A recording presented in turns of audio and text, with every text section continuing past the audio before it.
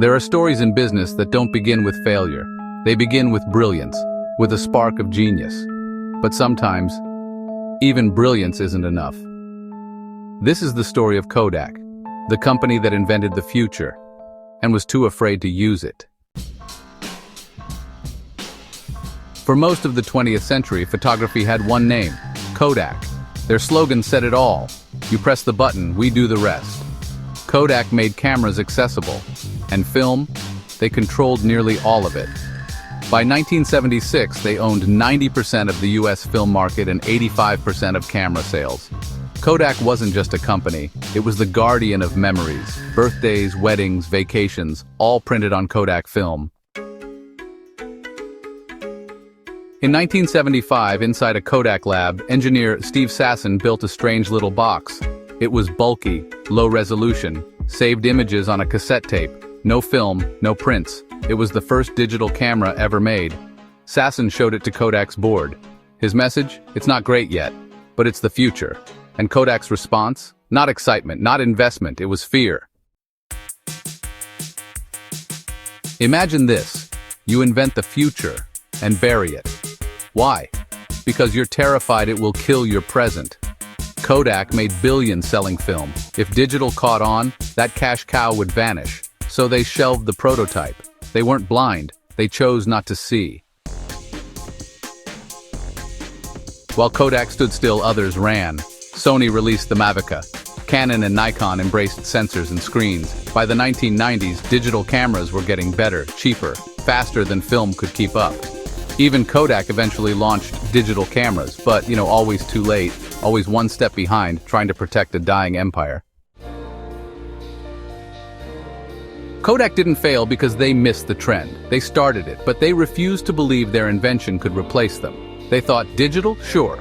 But people will still use film. It's tradition, it's art. But honestly, customers wanted instant, convenient, shareable. The Kodak moment was now just a memory. By 2012, Kodak, once worth billions, filed for bankruptcy.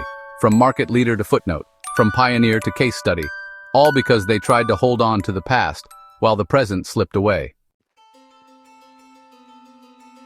So, Kodak's story isn't really about technology, it's about fear. The fear of letting go, the fear of cannibalizing what's already working, and the fear of changing too fast. What you don't disrupt, well, someone else will.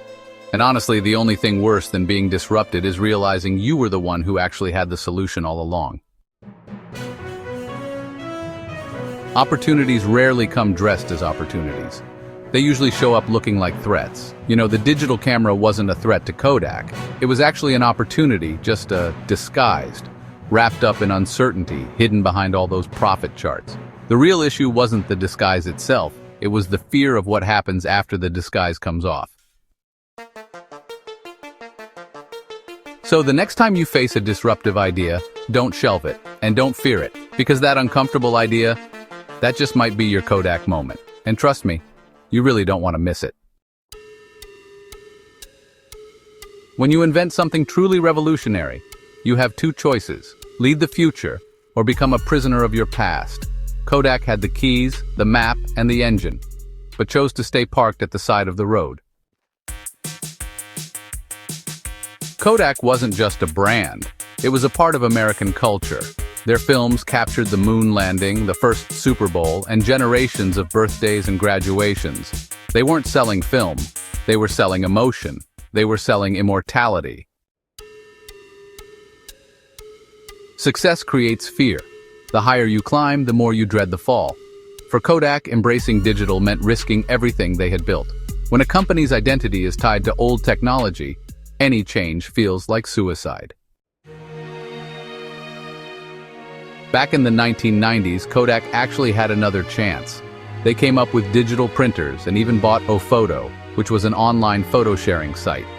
They dreamed of a world with a camera in every phone, but every time they were faced with a big decision, they hesitated. They kept worrying about losing film sales. They watered down all their boldest ideas, until one day, they just became irrelevant.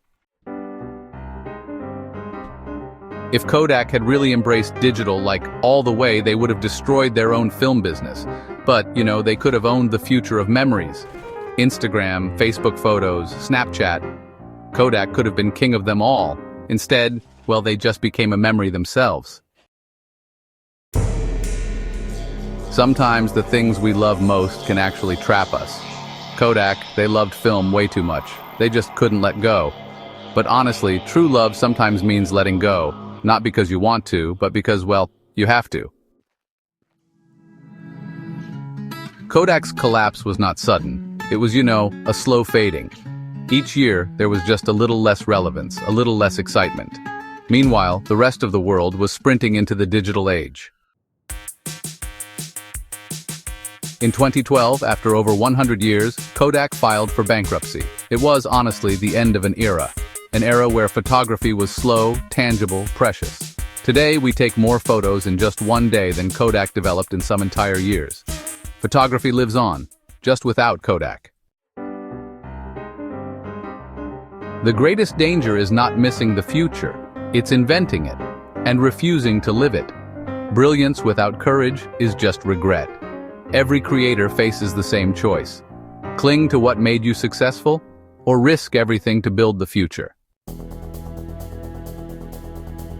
What Kodak moment are you facing right now? The idea you fear most might just be the idea that saves you. Don't miss it. If you enjoyed this story and want to learn from the hidden lessons of the business world, hit the like button, subscribe to the channel, and turn on notifications. Every week, we bring you stories of innovation, failure, and unexpected success.